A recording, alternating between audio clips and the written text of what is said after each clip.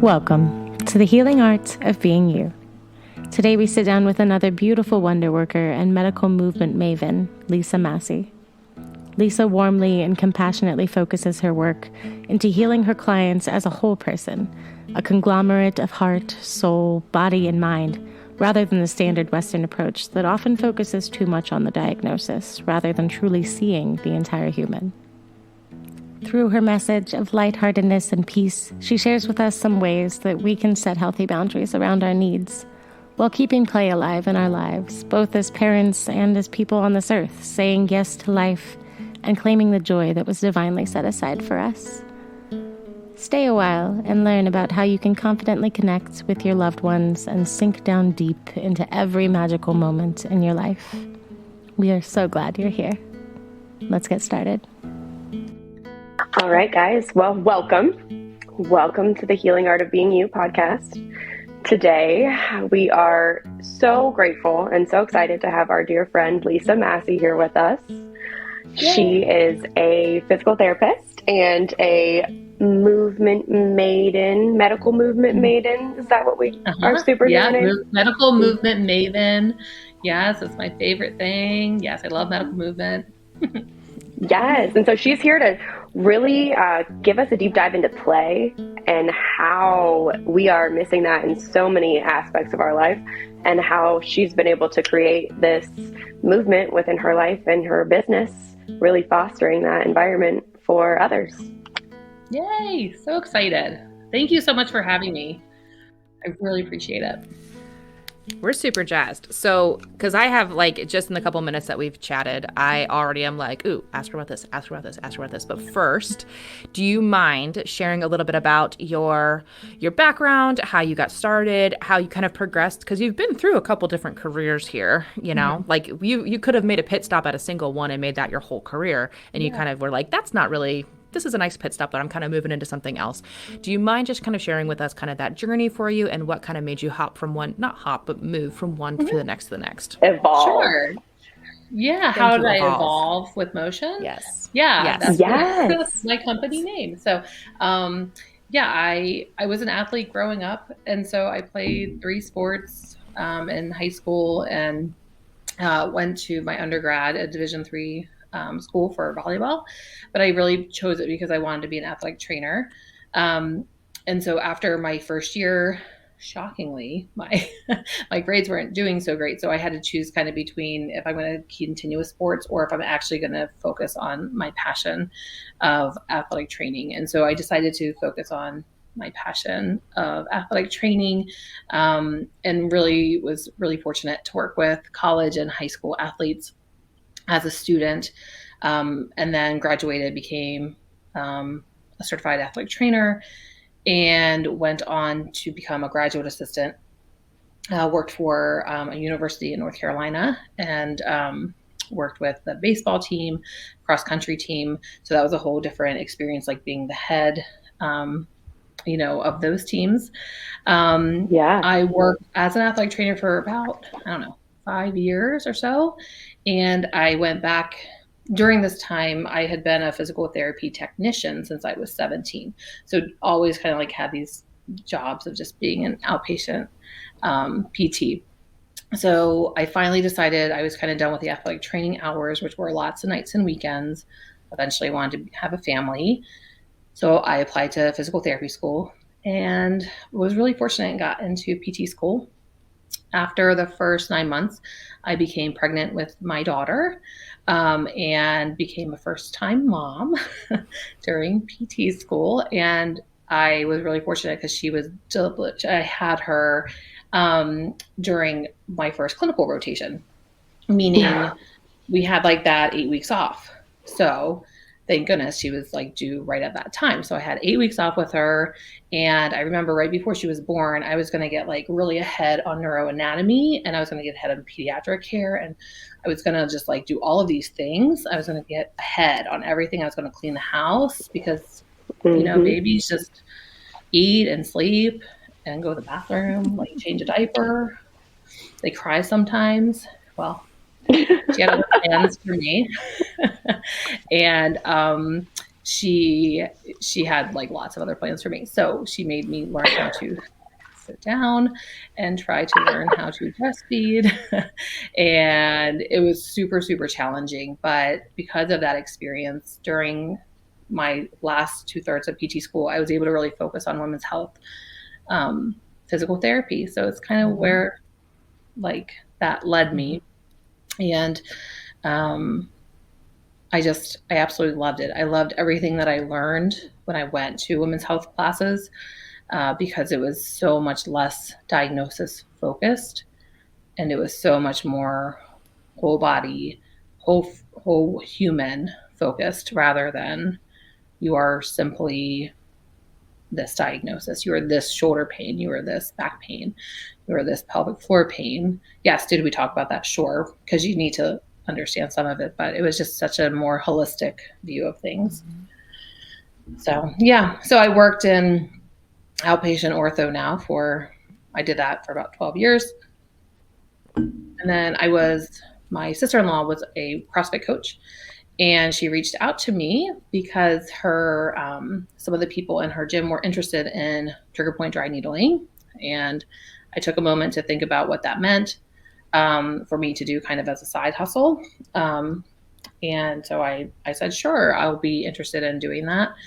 And I had these amazing people sign up for me and like to be treated and like listen. And then when I got there, I found out that most people didn't care that I dry needled at all. Like they just wanted someone to listen to them and not be judged for what they did, and wanted somebody not to say, you can't do this anymore and you have to stop doing this. So I only planned on kind of doing this side thing for a while. And then I just saw so many people were just struggling, like that weren't being heard, and that kept being told they had to stop everything they're doing. And again, my background never told me that. My background told me, no, you can still get in, go do your thing. Yeah, you have to heal. You can't do certain things of that sport, but you can still do some of the things of that sport while you heal. So I, at that point, had taken CSM in February 2020. It was online. And then I heard our coach, we may know, and I heard her talk. I didn't even know what coaching was. I had no idea what it was. And she was promoting business coaching. And I was like, well, I have this kind of side hustle. I'd like to learn more about it. And then I learned way more about business and how it is really a deep dive into your vision, that vision right behind your eyes. And that really that universe is leading you to this place to heal and help people, not heal people, just to really help people, guide people along their path. And I think having that reach out was such a huge first step for me, because I could just see people in just a different way. And then I could step back and just see how I was so burnt out, even though every single day I would go into work with a smile on my face and happy and so grateful I was there. I've always loved what I did. I actually always loved being around the people I was with too. But it was so much, it wasn't treating the way that I learned how to treat and help people the way I know how to help them the best. And it's by helping the person in front of me and not helping that diagnosis. So then I decided, I quit my job. I took a few months off to figure out what I was going to do. And I opened my business called Evolving with Motion, Physical Therapy and Wellness. And over these last 18 months, I've been just figuring it out kind of day by day, and really leaning into play and like how I can help women, busy, hardworking women, find play back in their life, because and be active again. Because I know after injury and illness, it's really scary to get back out there. And when we go to traditional, sometimes doing just traditional movements, which are really, really important to get strength back in that specific area of your body. But we don't have time really in the traditional physical therapy world to like make sure that we're doing the things that actually we want to be doing, because we have to stay really laser focused on strengthening that joint, those muscles, whatever. So I just like giving people a different option to receive physical therapy in a different way. That's awesome. Yeah. Well, thank you. Thank you for listening, Dawn. Yeah, absolutely.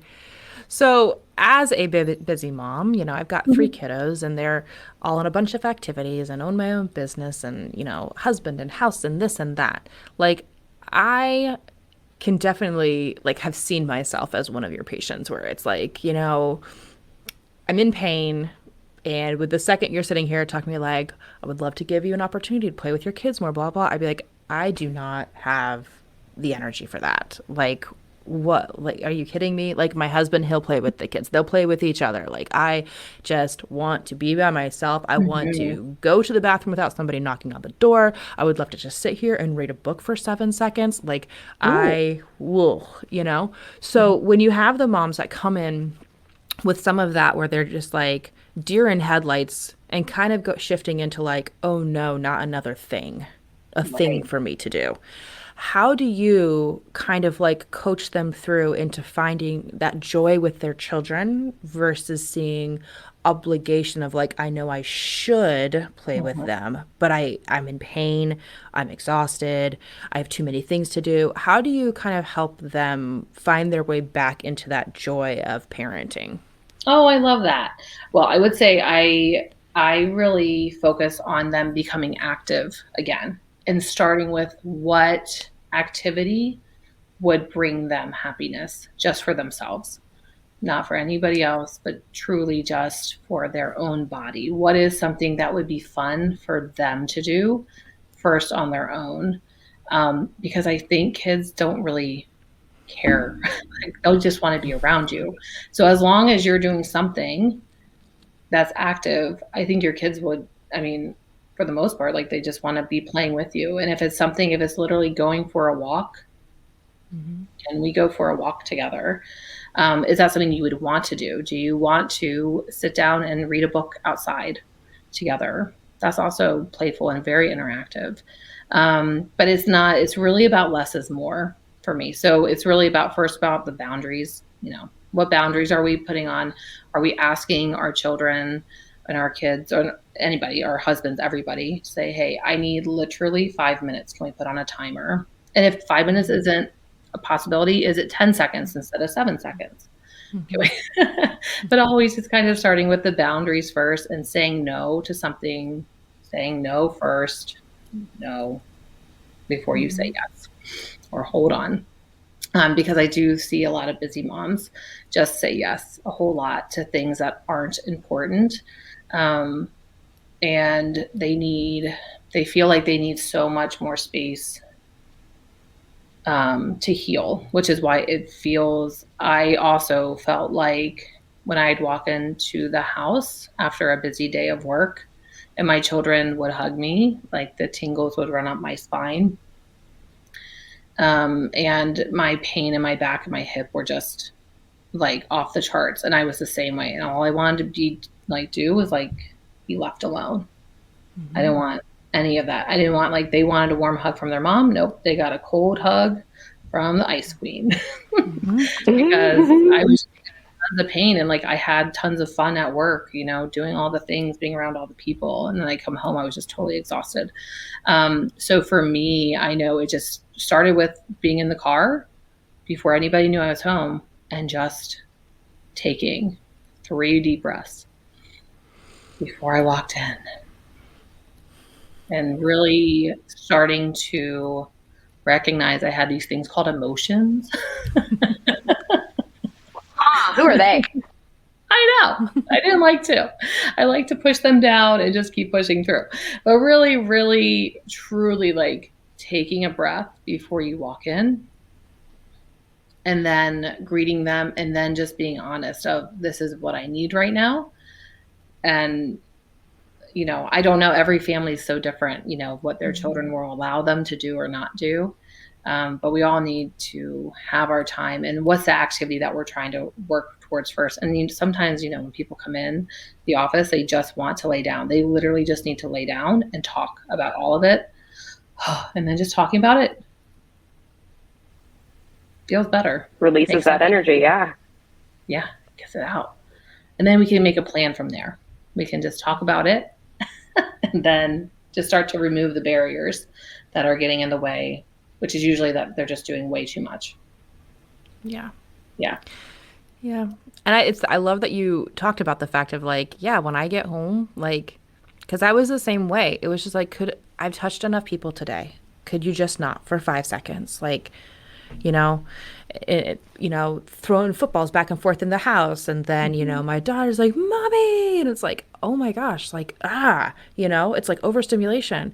And then it's that immediate guilt of like, how would you feel if something happened to your child and you didn't get that Mommy? Or how are you going to feel when she's a teenager and barely looks up at you when you walk into the room? Like all of that, like you're missing everything. You're going to miss these moments. You're going to hate yourself for this. And then you try to like muster through, and it just is a bad situation for everybody. So like I did start adopting that, like, I just sit in the car and I just like take those deep breaths. And like even my kids now, like when we pull into the garage, even with everybody in the car, it's like, hey, get all your stuff out of the car, take your shoes off, wash your hands, I'll be in a minute. And they'll even say, oh, do you need a few minutes? I'm like, I just need a few minutes. And like, right. And they just kind of respect that, because then it's like, they know that like, oh, it's not that you don't want to be around us. It's that you're overstimulated. There's too many things going on, Mm-hmm. And so, or like if there's a lot of chaos going on in the house, like I think everybody can get overstimulated, but I have noticed it has been significantly worse since I've had my concussions in adulthood. And It's just like the music will be on because one kid wants to listen to Hamilton, but the other kid wants to be playing video games, and the other one wants to watch Paw Patrol. And then it's like, well, mommy. And then Ryan's trying to be like, well, and then this happened at work. And I'm just like, and I just like, I literally like hands to my ears, close my eyes, and I just like turtle for a second. Yeah. I'm like, oh my gosh. And so like, everyone's just kind of like, back away for a second. We went too far, and then it's just like, sometimes I'll go and shut myself in the pantry and I'll give myself my like 3 slow deep breaths. Ooh, and then I come back out and everyone's like, is it okay? And I'm like, yep, I'm okay. What do you need? Like, let's just do one at a time here, and we can kind of, but at first it was like, nobody could get it. Like I would do that because it was a defense mechanism. And then like the kids would like, wait, Mommy. And they would start like poking me like, you must not be able to hear what I'm trying to say to you. And I need you right now, And it was like, okay, I need to verbalize that this is a boundary. I have gone beyond 100%. There is nothing else for me to give you right now. So just hearing somebody else say like, it's completely okay for you to tell your children, like, I love you, but I can love you way better in 5 minutes, you know? Yeah, exactly. And then that's what I see for so many, including myself, is that I literally, when we started this, like the program for my business, and I remember thinking, I don't want a boundary with my kids. I love being spontaneous. I love all the spontaneity. I just love that freedom of just whatever, going with the wind, right?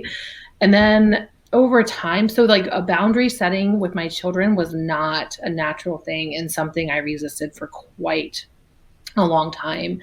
And so I had to start working on boundaries and things that were a lot less vulnerable for me to start with. Like I had this idea that I was going to start my business so I could do PTA for my daughter's school. And then I pushed through that a little bit. And I was like, you know what? I need to just say no to this. This is not in my wheelhouse. Like, this is not my values. This is not something I stand for.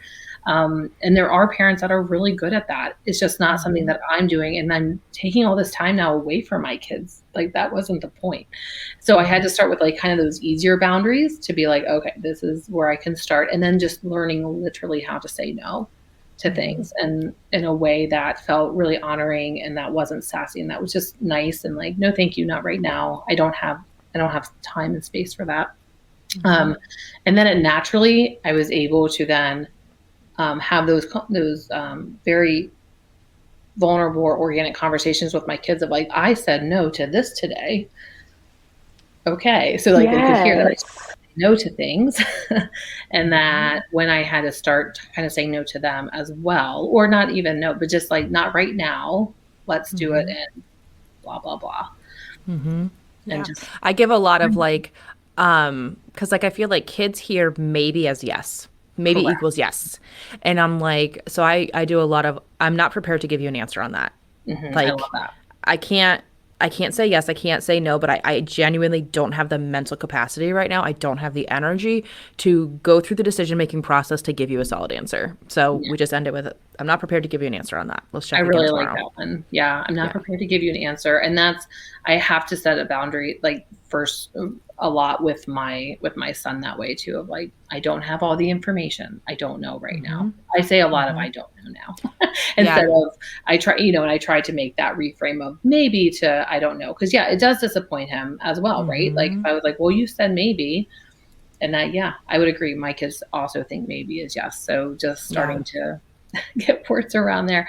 And then when I started personally to get more boundaries in my life, I had a ton more energy to do things like go out and shoot a basketball or throw a ball or just take a walk with them, and just connect on a deeper level, which was not have any electronics that took them away from screens and took them away from being inside and got, more sunshine and, or wind or rain or whatever was outside.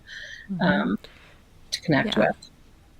Well, okay, so since you brought up screens, I would love your input on this because I am super anti-screen for my kids. But that being said, I recognize that they are going to have access to screens pretty much everywhere. And so I'm on the side of like every single time we take the screens away, they sleep better. They're kinder to each other. They're better at problem solving. They're better with their patients. They are more creative. They play outside more. They make up games in the house. They play charades. They're more artistic. Literally everything that is like, and I'll ask them, how does your brain feel now that we took away screens? And it's like they hate it for the first 3 days. And then they're like, oh my gosh, I feel so much better. It's like a haze has lifted. They love it. Right. My husband on the other side, which I appreciate because he was pretty well limited in screens as well. But then the second he had access to screens, it was an uncontrolled situation, or he would maintain friendships, quote, friendships with kids who had unfettered access to screens just so he could play, even though he didn't really like the kid or he knew that they weren't really a good kid for him to kind of hang out with. Like there wasn't a good relationship there. But he'd keep that up because he wanted to have access to the screens. And he, tells me, he was like, I don't think that we should be eliminating them. I think that we should set stronger boundaries around them, but I don't think we should eliminate them. So I find myself kind of being like, I think it's probably easier for me to do all or nothing. Like you have none of the screens. Than it would be for us to manage it better. But what do you find with like within your family or within kids that you work with and things like that? Yeah, for my personal family, my screens, I don't like them like at all. and similar to your husband, I do think there has to be some type of moderation because they do have to learn a little bit about how to have some self-control over it. But they're way kinder. They are way more patient. They're more creative. And they're just more like spontaneous and can have like, they can just have a different type of fun and play. So I think it's really, really important to get away, get away from screens. But I think, in general, like having, a boundary, but it's one more thing for a parent to manage. And it's really frustrating. And so I've given it to my husband. I'm like, this is for you to manage. Like, this is not for me to manage because I don't really want him on screens. So like, if you're okay with it, then this is kind of your thing that you're going to have to manage. And I'm not because I want nothing to do with it. No. And I literally, the kids, they'll be so funny. And like, we have a hand-me-down big screen TV from his parents in our family room. And we basically make it a rule, like we are not going to do anything to make our family room look nice until our children are grown enough to not be playing basketball or football or hockey in our family room. We have like a Nerf gun rack with like all of the guns and like all of the hockey sticks are like hung up, and that was like my postpartum project that I did when I was like home. But yeah, it is not like an inviting guests over type of a family room. It is definitely a well lived in play family room. I love that. But every time that they're doing stuff, or like the hockey stick goes flying or the ball hits the TV, and Ryan's like, hey, don't hit the TV. And I'm just kind of sitting there like, I'm kind of okay with it if they break this thing. Like I'm really good. Like I would be perfectly fine if like we kept a TV like, you know, in the corner in the office that we like brought out and plugged in for movie night on Friday nights and then didn't use it the rest of the week. Like I'm cool with that. And I keep telling the kids, I'm like, hey, you guys keep acting like that. That's fine. I'll get rid of all the screens in the house. And they're like, what about the TV in your bedroom? I'm like, that would be the first thing to go. I don't want it there anyway, you know? Yeah. And so Ryan's like, guys, stop talking. Don't push her. It's so true, right? And like, I think I see so many moms like that, right? Who are busy and tired and fatigued. I'm like, that's usually the first that I'm like, you know, that TV in the bedroom like needs to go. And like what you're listening to at night needs to like really be something that is important to you, and like turn off the news, like just turn it off. Like, can you change the news? Like, I mean, where I live between DC and Baltimore, there are people that can change some of the news. But it's not really like not overnight. They're not going to overnight. Going to change it. So, but it really has no value right now. And like, that's what I hear from so many, even women. And I'm just like, just stop listening to it. Literally put on sound and just safe music that makes you feel so safe and makes you light up, but you can sleep, because we're just such a sleep deprived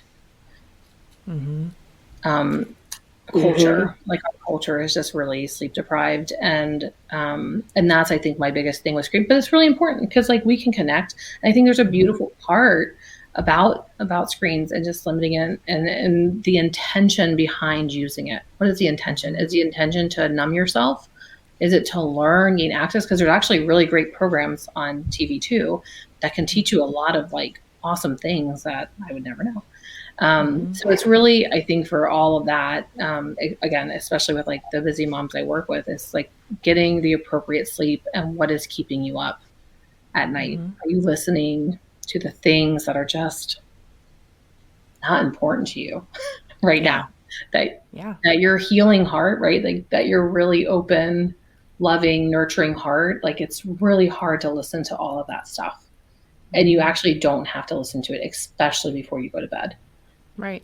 Well, I would say like right. That's like another first boundary. What are you listening to and when? And I'll just tell like on my own personal journey, I listen to news every morning. I got in the car and I listened to news every morning. Why? I don't know. I literally could do nothing about it. I was not changing anything about it, but I listened to news every single morning. And just get so fired up about it. About what? I don't know. I can't change it. I'm not changing that. I'm not changing anything. And once I started changing, that was like my first, actually probably my second. My first was taking a breath, was breathing. My number two was actually listening to something on the radio that was fun and joyful, and that I could chair dance in the morning and on the way home. I love it. Because that was really important, right? And like, so yeah, I think that was a really big boundary too. So thank you for getting us there. But I think it's just what we're consuming in all of our senses, whatever we're taking in all the time, is just, it can be super, super overwhelming. And we don't always have the luxury to have the space to not have sound. But we can start working on it, right? Like when your kids are toddlers, it's not always easy to communicate that mom needs time right now. But if you just start making those little baby steps and asking for that space, they'll learn, they learn you're a way much nicer human. They do.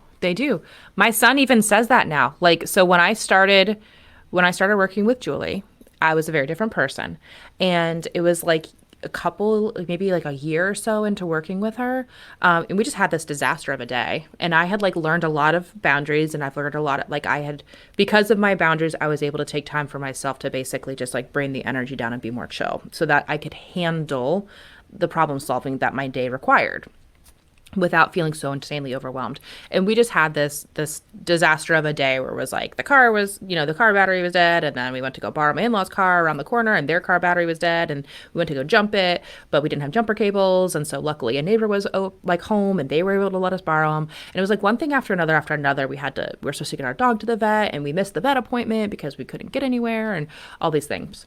And as we finally got everything situated, cars are working, jumper cables are back where they belong, Emma had gotten to the vet, and my oldest was like, he's like, you handled that a lot better than I expected you to. And I'm like, you're old enough to have expectations on how I handle things? That's scary.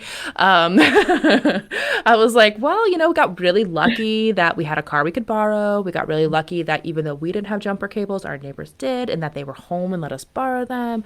We were lucky that the vet was able to get us in later, and they were understanding of our situation. We just really got pretty lucky today. He goes, yeah, but something like this, you would have been screaming about this before. Mm-hmm. He was like, you handled this a lot better. And I was like, well, thank you.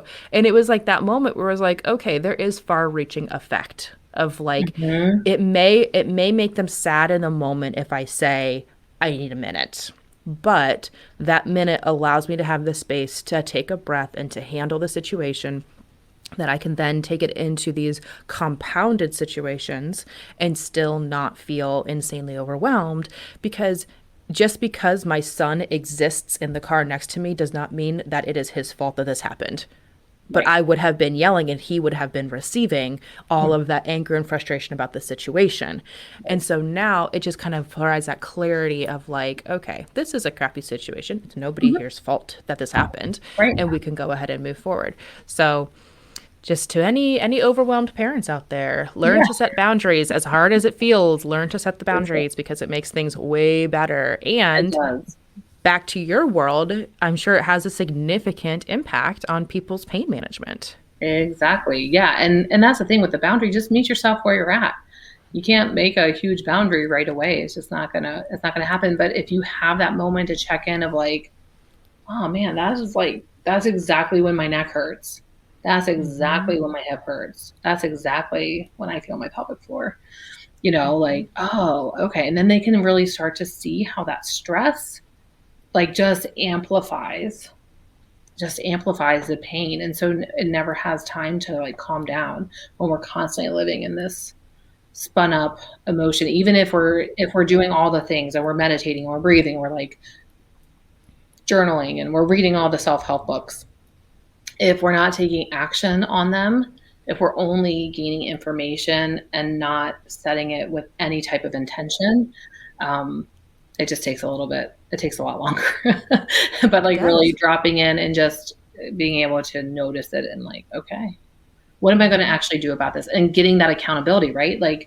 Reaching out then to your person who the professional in your life to say oh man, I've really spun up.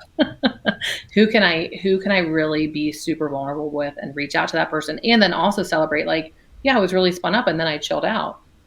Mm-hmm. And look what I did. And you have to have that person to celebrate with too. Mm-hmm. And that's super, super, I think probably the thing I love most about what I do is that accountability, and that my clients are able to text me yes, this is what I did. Or dang, I didn't, but that's okay, and just have a comfortable person that they can talk to about that. Yeah. I think that's huge. I mean, I tell my patients all the time, if you don't have somebody who's like this is the win this week, it's, one tiny little thing. And when you do that, I want you to celebrate that with somebody. And if you don't have anybody, you have me. Yeah. That's what I'm here for, is to celebrate with you. And so yeah, people I think underestimate, or I think there's the sense of I should be able to do it by myself. Asking for help means weakness, and it's it literally does. No, yeah. That's what they think. Mm-hmm. Mm-hmm. I absolutely thought that. I don't know if anybody else here ever thought asking for. Let's make hello. Yeah, it's fine. It's fine. Actually, I want to say something that I think is beautiful with what you guys have both just articulated is that in the moments of overwhelm, you're taking a pause to allow yourself, your nervous system, to become regulated again. And it might not feel great in the moment, but you're able to be a better parent and be a better you in the long run as a result. And that's modeling for your children the same behavior. So in the moments when they're overwhelmed, which is typically what then triggers your overwhelm, they get to learn by watching you and how you're handling it and how you're handling the overwhelm and how you give yourself that permission to create that boundary. And then you feel far better afterwards as a result.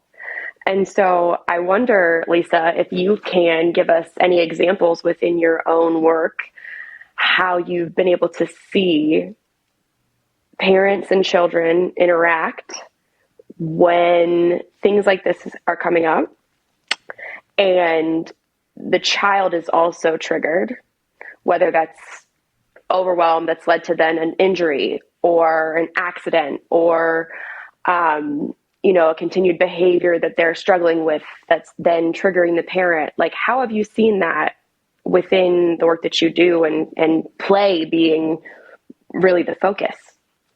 It's really interesting. I think one of the first ones I remember was when I was working with this kid, and she had this like pretty significant limp, and she was like 5 years old, and we're like, they got like all the studies done, right? And there was like nothing wrong, no joint problems, functional testing. She was normal. She just kept like limping on her right leg. And then and the mom would generally bring her in. And then over time, like we found out, she actually spent most of her time with her grandmother. And when the grandmother came in, we also noticed, oh, it's exactly how the grandmother walks is how this kid walks. And so like seeing that physical manifest, like how the child saw somebody walking was like really like, dang. So they're just seeing that modeling all the time. Like they're just seeing that all the time. And that's probably one of the first times I really recognized the importance of the environment that you're in, right? Like that it really matters and that kids are picking up on everything. They're picking up on everything that you do. So if you are going to continue to discuss that you have, mommy cannot play because I have a bad back. Mommy cannot play because I have a bad shoulder. First of all, you're like saying bad, right? And like now this is a joint that is bad. This is a body part that's bad. We don't need to use that language. It's just my shoulder hurts today. Okay, does it keep hurting? Like, what are you going to do about it? What are we teaching our children if we're not then receiving help? Like, how long do you want to go on telling your kids that I can't do? Maybe you just don't want to, right? Maybe you just don't want to go on a roller coaster anymore. Totally fine. Like, just say, I don't want to go on a roller coaster. Don't blame it on I have a bad back or I have vertigo or something. Just say, like, I don't want to do that. It doesn't bring me any happiness. What I do want to do is sit here and read with you. And I can do that. So it's about really being really honest, and that's kind of direct, but it's really what we say is so important to our kids because they will, if they're hearing that too. And when people say to me all the time, oh, well, my dad had a bad back, so I'm going to have a bad back, or my mom had a bad knee, so I'm going to have a bad knee. That's not, it's not true. It's false. That there's no, that's incredible.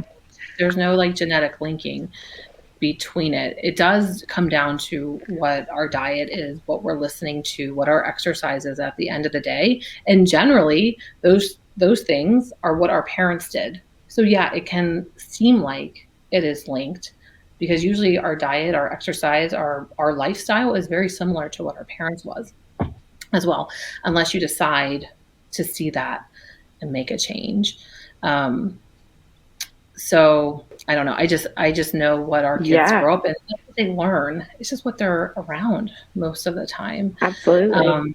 It's really truly fascinating when I saw that for the first time as a pretty new PT, and I was like, wow, it matters. Like what we say matters, how we model matters. I mean, you can listen to my voice and probably hear my mom's voice, and it's very similar. You know, right? Probably similar to you guys. You probably sound a lot like your parents, because it's what we grew up with. So really using our language, and then also knowing that just because your parent had something, it doesn't mean that that's what you're going to have, and really trying to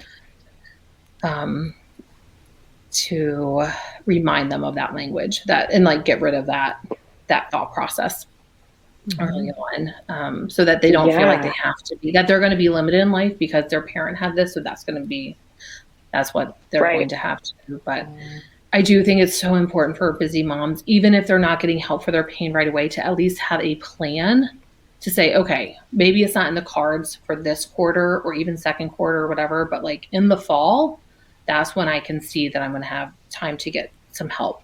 And like at least give yourself permission. That's my P of play. Give yourself permission to put yourself on the list. You have permission to do that, to put yourself on the list and receive help. And then listen to what you want to do, allow yourself to do it, and then celebrate you. That's my play acronym. So you guys got that? I love that. I love it. Permission, listen, allow, and celebrate you.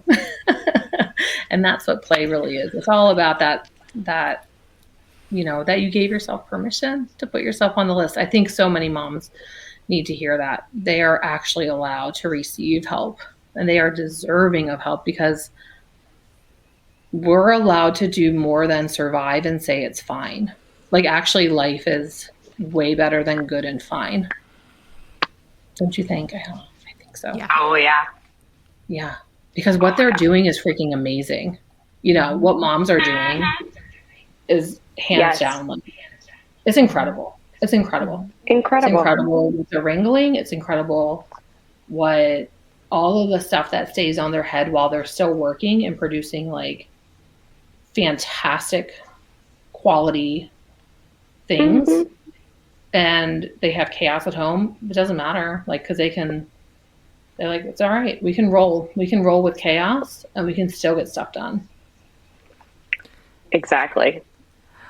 Lisa, this is amazing, because what I'm hearing right now is like, because I remember having a patient like in my early career. And it was a woman I was seeing for neck pain, and her daughter came with her every time, maybe 5, 6 years old.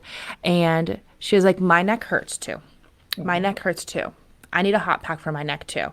And mom was like, your neck doesn't hurt. Stop acting like that, blah, blah. And she would start turning really stiff. Like each week I noticed that she would start turning really stiff or all that kind of stuff, like mimicking her mom's behaviors. And I was just like, holy cannoli.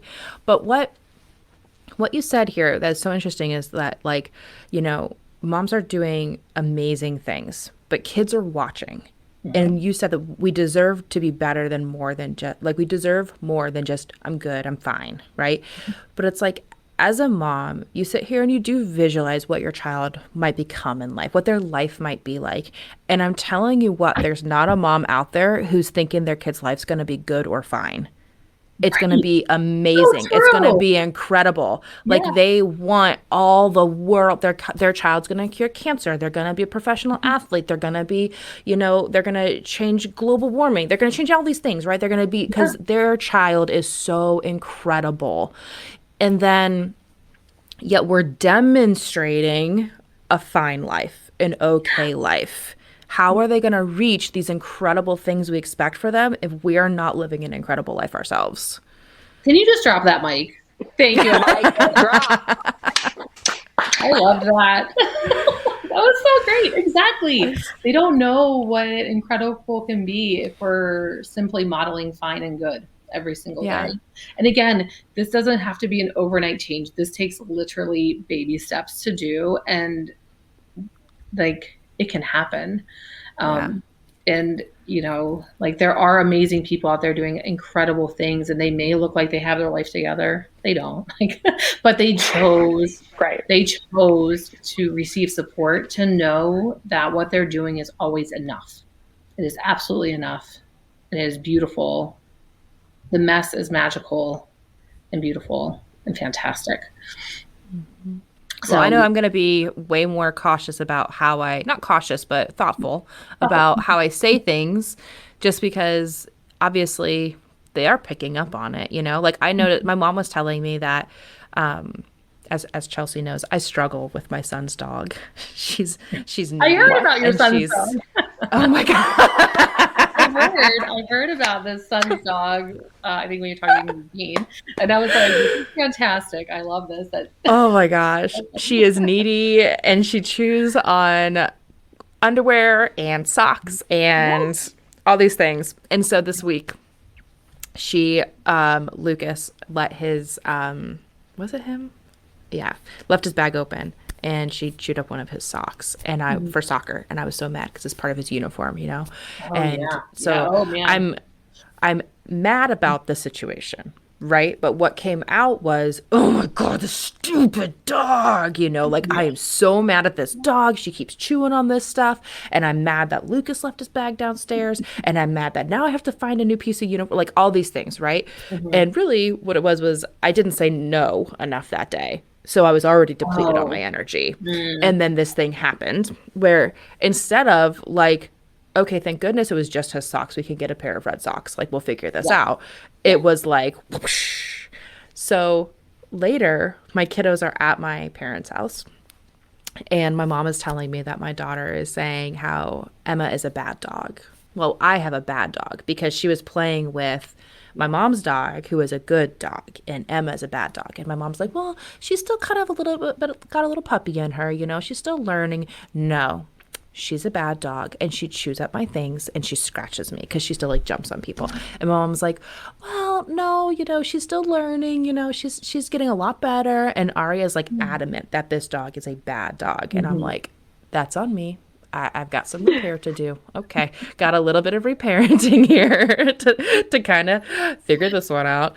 But they like, I have never sat down with my daughter and been like, ugh, Emma is a bad dog. Don't you think she's a bad dog? Like, I have not coached her to think that. That is all stuff that she has seen my response towards the dog. And and quite frankly, Emma is actually a fantastic dog. She is like the loveliest, most protective, and she only chews on things when she's anxious, which is on us for not like giving her what she needs. So it's like, but it's she's like, you've done the work to know, oh shoot, I just didn't say enough no's. Like I just didn't say no.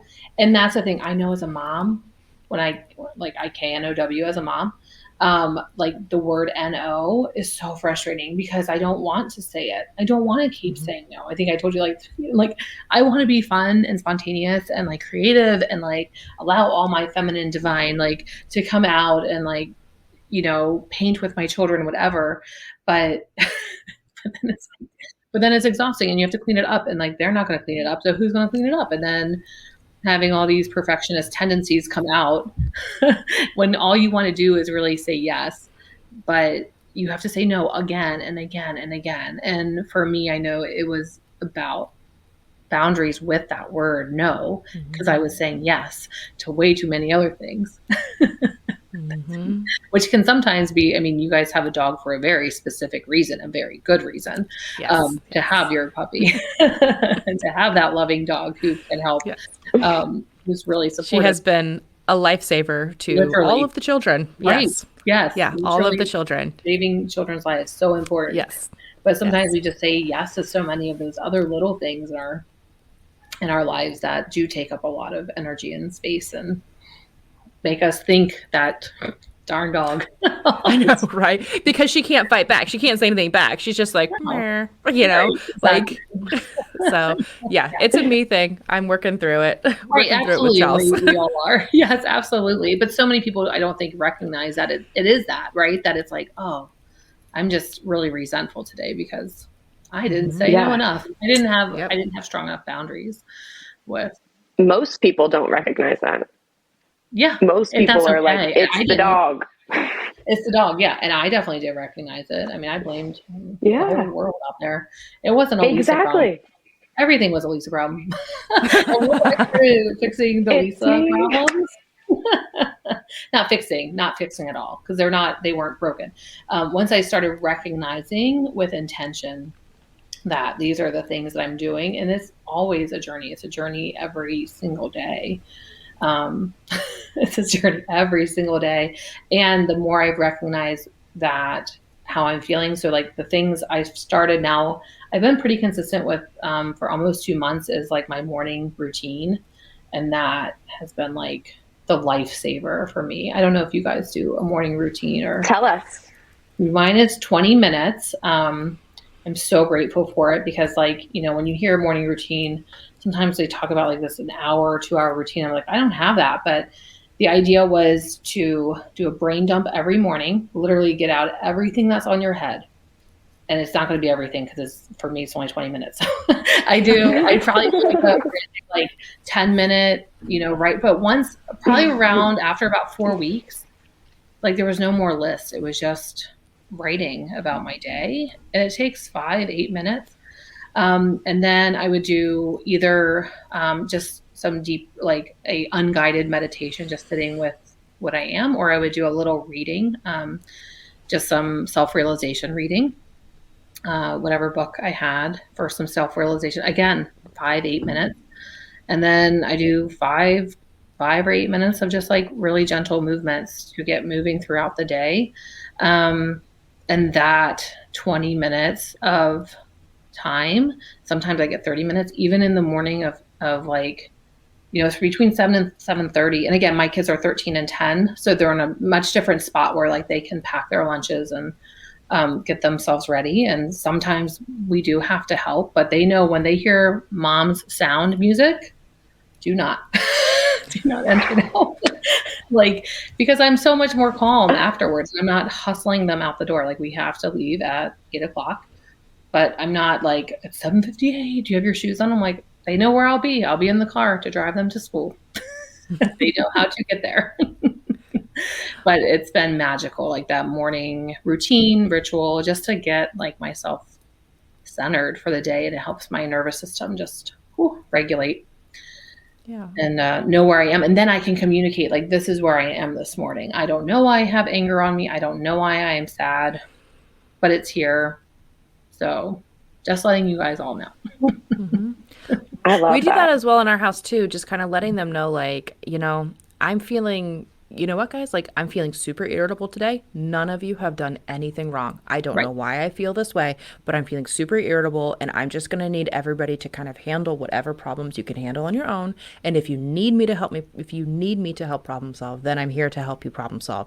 But I'm not going to be helping problem solve fighting over the TV. Fighting over the TV means the TV is done. The remote's in my pocket. So just putting that out there. If you just don't turn on the TV. Yeah. Best if that wasn't part of this right now. Yeah. But it was interesting because the other day, my daughter was sitting there and she was just so upset. She was just crying. And it was like, it just felt like she was teed off a little easier than usual, you know? And I was like, I was tired. I didn't feel like dealing with it, but I was like, all right, she obviously... Like I heard somebody say, like, if we can't regulate our emotions, how do we expect our kids to, you know? So I was like, okay, let's just like chill for a second. She clearly needs you. And I sat down. I'm like, what's going on? You seem sad. And she was like, you know, between sobs. Yeah. And I was like, what's making you so sad right now? She's like, I don't know. And I'm like, girl, do I know what that feels like? We have all been there. I don't know why I'm sad sometimes either. Your hormones are probably being weird right now. You're probably going through growth spurt. I don't know. Yeah. I'm like, do you want me to sit and hold you while you eat your dinner?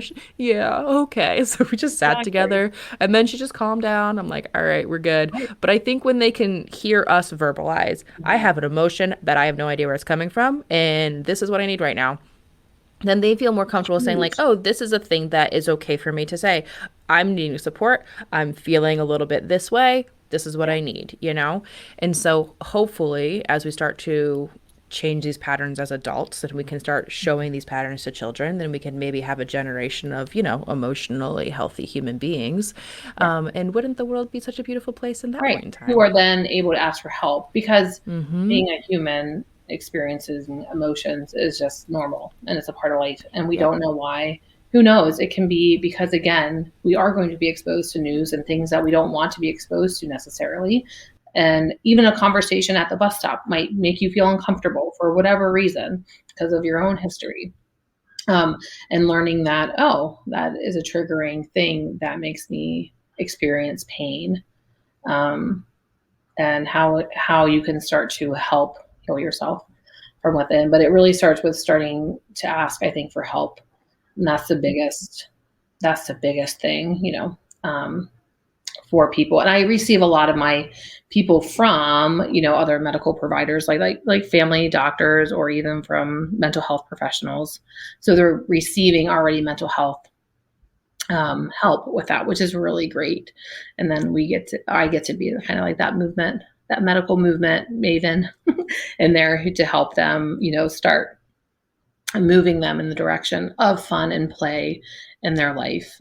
Again, it doesn't have to be physical. It can be totally it can be, but it's physical in the terms of like, you want to sit on the ground with your kids and read a book.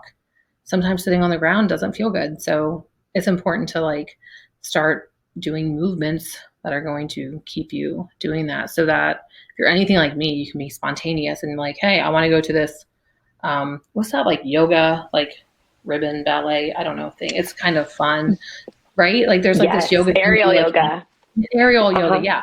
It's like, you want to go there? Cool. Like if you've been doing movements and checking your body, and like, you can just go and have fun doing that. Or, that's a big thing, right? Or you can go climb into a smaller tree and sit there and be cool with that, and just trust yourself and trust your body that you can do it. Mm-hmm. So working on that trust, right? And that what we're trying to do. Yeah. Women trust themselves. Yeah. And keep moving. But we have to ask for help too. It just has to happen. Mm-hmm. Yeah. Well, I will say this has been absolutely incredible, and I have loved your insights into how boundary setting can improve stress management, can improve your ability to actually get into things that you want to do so that you can enjoy your family more, get out and play. Like, it has been an incredible conversation. Before we let you go for the day, because we could chat with you forever, is there anything else, like what is one actionable step that you can give somebody who's like, that all sounds well and good, but I just don't know that I could do it? What's one thing that you would like send home with that patient the first day that like they can do today to start getting them moving in the right direction? Moving in the right direction. Give yourself permission to do the easy thing, whatever that is. That thing you're like, that's so easy, it can't help. Mm-hmm. That's the thing. Do that right now. So whether it's taking a breath, whether it's doing very gentle neck rolls or shoulder rolls or hip rolls, do it. See how it makes you feel. It's that easy. It's that simple. We try to like overcomplicate life.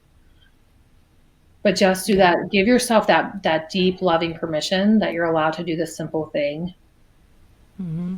And that simple thing is going to likely help reduce some of that anxiety and overwhelm in your body. So keep it simple. That's perfect, because Chelsea and I talked about it like tons of times before, but it's so true that like we don't think something is good enough unless it's hard. We don't deserve it unless it's hard. I'm not going to earn feeling better unless I have a 30-minute home plan that I have to do and it makes me sweat when I'm done, or it hurts really bad. It's like, no, the simple thing. Start with a simple thing. Start with a simple thing. And then when you are like, okay, that simple thing was wonderful, and now I'm ready to like, I'm finally in that spot that like, oh, okay, I can probably walk 1.5 miles, but my ankle really hurts then. Or my back is really sore and I can't quite make it. That's really when you need that more specific, medical movement that's going to help. You need that more specific plan for you, but you've at least started with the simple things. And sometimes those simple things will help you move forward.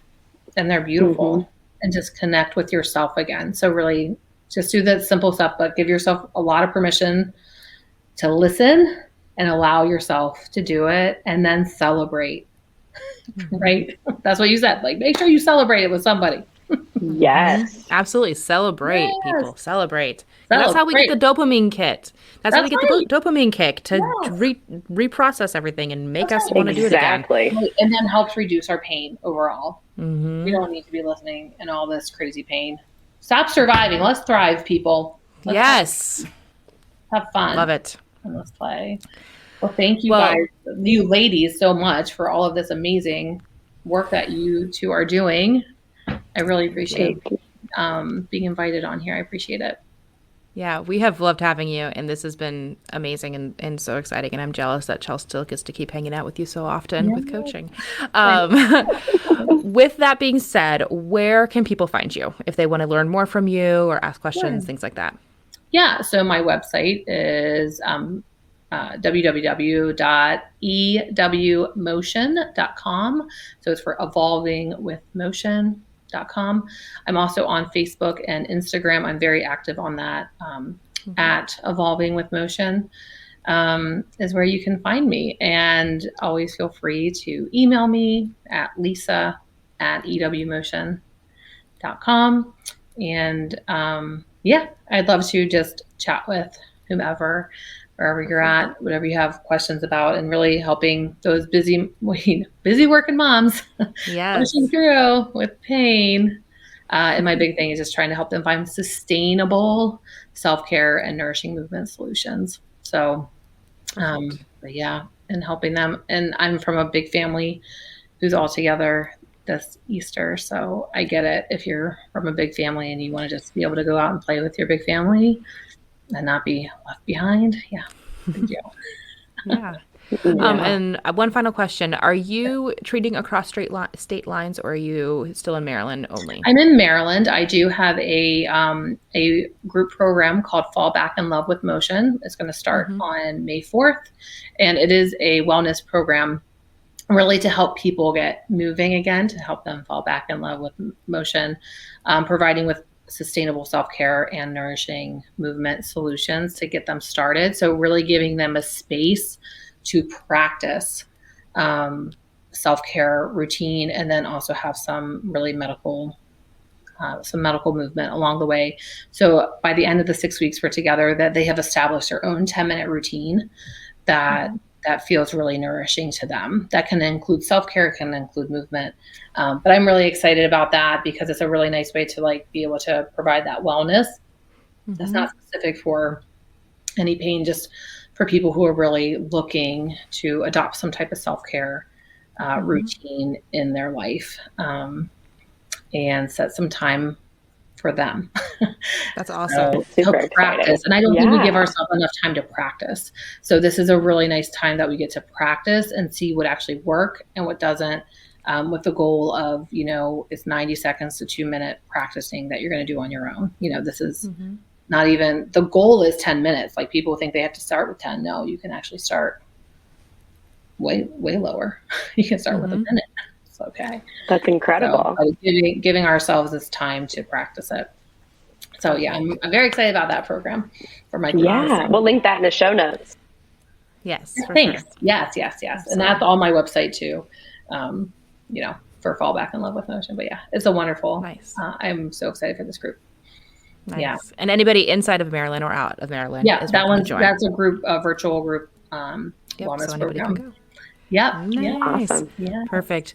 Well, thank you again so much for coming today, Lisa. This has been absolutely incredible. Anybody who's listening out there, maybe you're not a busy mom, maybe you're a busy woman, maybe you're a busy man, maybe you're a busy transgender person, but all of this information is massively beneficial for all humans who are looking to find their best life, thrive in life, stop just surviving, and use boundaries to help reduce your stress and find ways to find easy options for getting movement in, getting yourself feel better. This can help everybody. So please listen, please share it with the loved ones in your life. Let's start helping get everybody elevated in our health and wellness and start really making a beautiful, healthy community.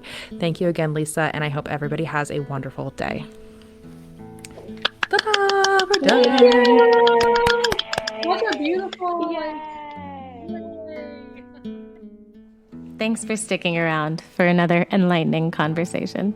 We are so grateful for your support and participation in this journey, and I can't even begin to tell you what it means to me and all of us to bring this little ray of light into your lives, and how special it is that you took the time out of your day to join us in exploring the beauty and living harmoniously with your highest self, and using your own innate gifts to bring healing and hope to others.